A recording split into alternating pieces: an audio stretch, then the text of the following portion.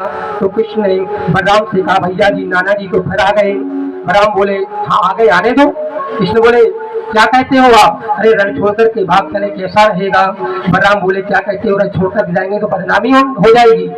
हम लोग चंद्रवंशी क्षत्रिय हैं, हमारा नाम रणछोड़ पड़ जाएगा। कृष्ण बोले, माखन चोर तो लोग कह ही देते हैं, चोर करते चीर चोर के कह देते हैं, एक बार रणछोड़ सही, क्या फर्क पड़ता है। लेकिन मैं नहीं चाहता कि मेरी खातिर 11,000 पंडितों को कष्ट हो। कृष्ण बलराम रणछोड़ कर भाग गए। जरासंध हल्ला मचाता है, अरे रणछोड़ है, इसलिए इनका नाम पड़ गया रणछोड़। ब्राह्मणों की सुरक्षा के लिए कृष्ण ने यह भी स्वीकार किया। भगवान पर्वत पर चढ़ गए, जरासंध ने आग लगा दी, चारों ओर प्रभु ने छलांग लगा दी और समुद्र के किनारे चले गए। और देवताओं के प्रधान शिल्पी विश्वकर्मा है, उन्हें याद किया।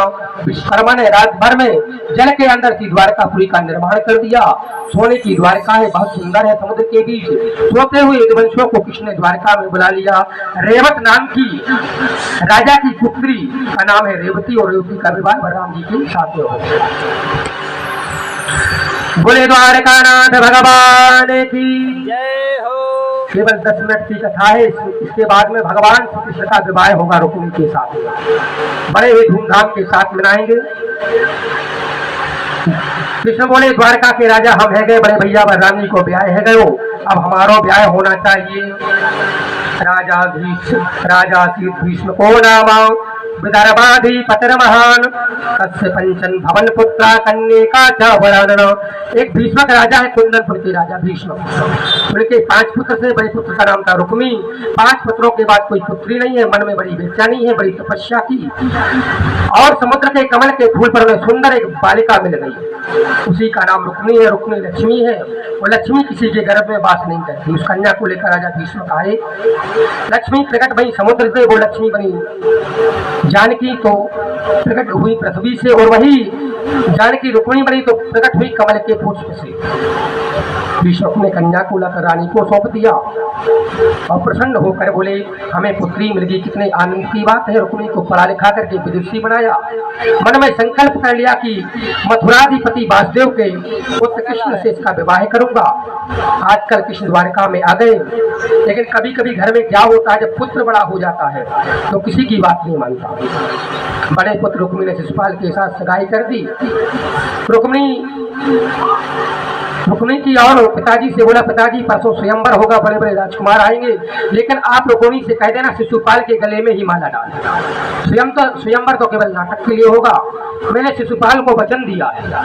रुक्मिणी को जब पता चला कि मेरा विवाह शिशुपाल से होना निश्चित किया है भैया ने, बलराम जी अपनी भाभी के पास आई।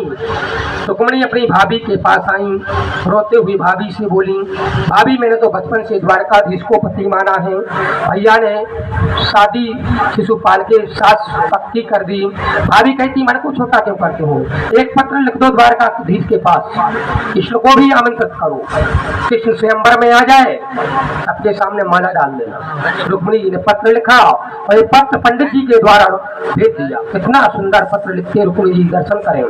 श्रुत्वा गुणान् भुवन सुंदर सुन बताम ते निर्विश्य कर्ण विवरणि हरतोंगतापम रूपम दशाम दशमताम अखिलार्थ लाभम यच्युताभ सतचित्रम अपक्षपम में।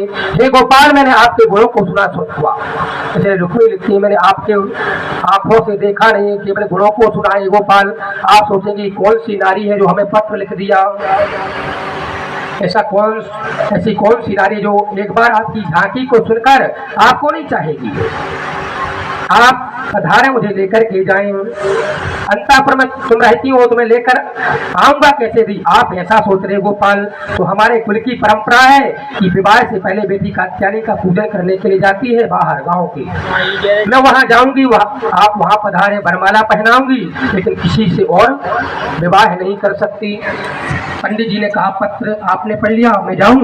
रुक्मिणी जी ने कितना सुंदर संदेश लिख भेजा है द्वारकाधीश को। पंडित जी ने श्री कृष्ण से पूछा, अब मैं जाऊं ना? भगवान बोले, चलिए ना। पंडित जी को रथ में बिठा करके जैसे प्रस्थान करने लगे, सामने से